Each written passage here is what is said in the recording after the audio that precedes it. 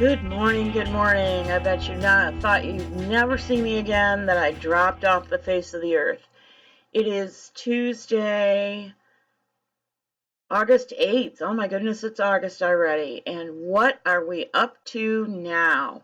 Well, this is the long-awaited new project. We're starting something that I have not done for a few years, but I know myself really well, and I know that when it comes to be about August, I need to start a project that will carry me through the winter. And I chose a small, naturally planted aquascape. And the reason I chose this is because it's light maintenance and it requires very little startup, and I'll, keep you updated on the cost. And I thought you might like to watch the development of this tank if you were ever interested in the hobby of aquariums and you didn't know where to start. You didn't want to make a huge investment. You just wanted to get your feet wet, so to speak, all puns intended, to see if this was a hobby for you and your kids. It is a fantastic way to teach simple biology with a living example to kids. If you are homeschooling your kids or supplementing your kids' public education, this is a fantastic way to teach them. So let's throw the whole thing up all over again, and I'll explain to you what you saw. This first shot is a 3-gallon beverage dispenser that I'm not using. I was using it for kombucha, and I just can't drink that much. This shot shows you how to start your planted Walstad method aquascape. That looks like more than it is. That's 1 inch, that first tape mark of organic soil. Use organic soil only, nothing with added chemicals, no nitrates, no phosphates, no anything. And please avoid anything that has perlite in it, because it will make your initial cleanup a nightmare and it'll cloud your tank even more. Just trust me on this one. No perlite. So this chocolate milk mess that has soil that looks like it's deeper than 1 inch, actually it's the soil soaking up the water, so it'll expand a little bit, but just put 1 inch of soil in. That's all you need. It doesn't matter the size of the container. If you decide to start with a 10-gallon or a 5-gallon, it's still 1 inch of soil in the bottom.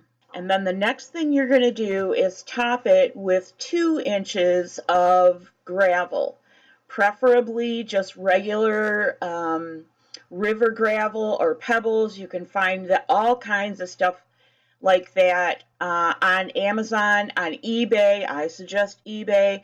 Also Mercari. Not as big a selection on Mercari. Your ratio is always going to be 1 inch soil to 2 inches gravel, no matter what size container you start with. We've moved on to another picture, and I just gave you this to start a new section in this so that you don't have to look at muddy water. Your water's going to be muddy and you'll have to do water changes. We'll address that stuff in a minute. But what I want you to notice is up on the right on our old notepad, I'm giving you something called a tank log. This is pretty important for beginners, and even seasoned aquascapers and fish keepers should keep a tank log so that you can record the changes every time you do something different to the tank. You add new plants, you put in fertilizer if that's what you choose to do, or you do a water change. You're going to want to record what you did, and I'll explain more about that in a few minutes as well. This and the next shot are both shots of water lettuce when I unboxed them from the supplier. And you can see there's a little bit of yellowing. They're stressed a little bit. It was very hot when I received them. And so this next part is going to be about plant. So this is, as I said, water lettuce, and here's another shot of it. You can see it's about the size of a quarter, and it has little offshoots. It always sends out runners with babies.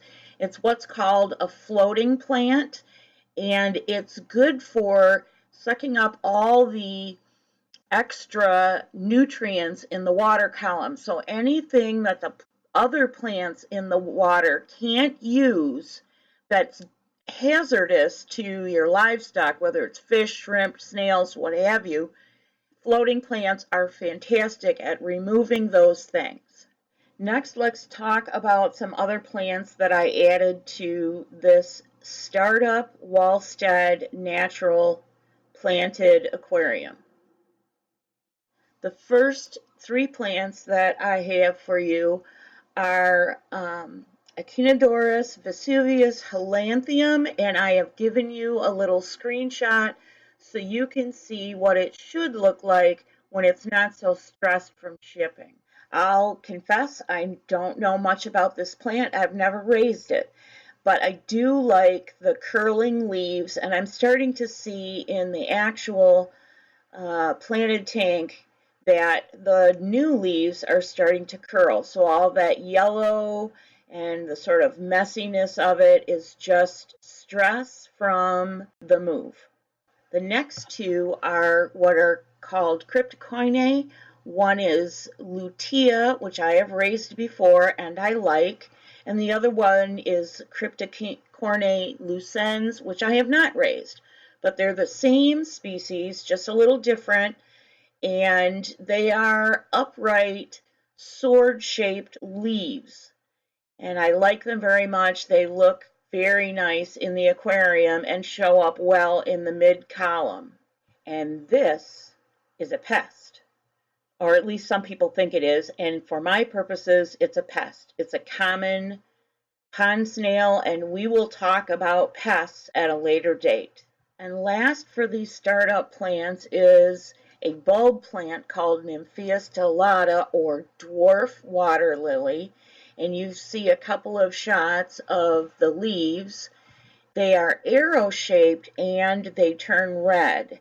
They are very fast growers, very hardy, and one of the things you want for your startup is plants that will survive the travel shock and plants that will quickly remove all the extra organics and debris from your water column. This is a very fun plant. It grows very fast, and this is a good sized bulb. I will buy from this seller again. I may not buy from the seller for the first three plants again because I did get pond snails and I'm not happy about that. So if you're an eBay seller out there, or a Mercari seller, or an Aquabid seller, and you are not disclosing that you have pond snails, you can bet that you'll never get a sale from me again. If you disclose and I choose to buy, that's a different story. So let's just take a couple of minutes to talk about the woman who developed the modern planted tank aquarium protocols. Her name is Diana Walstad, and this is her website. She is a scientist. She's in her 70s. I think she might be 75 by now. And she has created the definitive book on this method. It's called The Ecology of the Planted Tank. And these tanks do not use high light. The plants are planted in soil. They don't use CO2 injection. They don't use fertilizers usually, although sometimes you need to. And they are moderate light aquariums. In other words, you don't need an artificial light if you choose not to use that. Very low maintenance once you get them cycled and balanced. And so while we're looking at her website, I want to talk about cycling for a minute.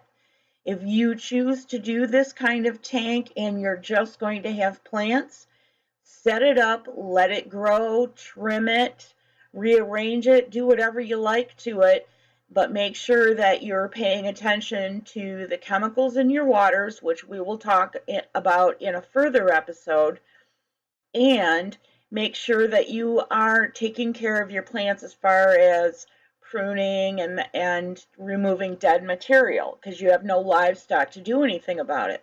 Also, be aware that you could have algae blooms depending on your natural light that the tank is receiving. We'll also talk about those problems in another episode.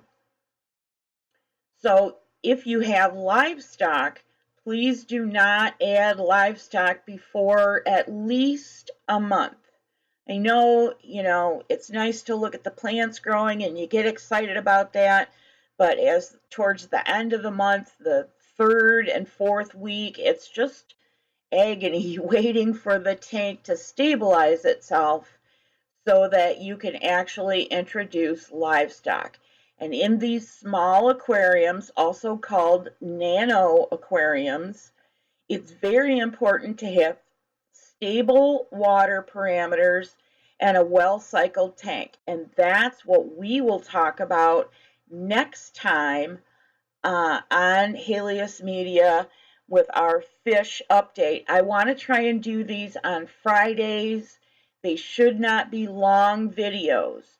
Something like 10 minutes with the tank is what I'm shooting for, but I'm already over that time parameter as usual as we speak.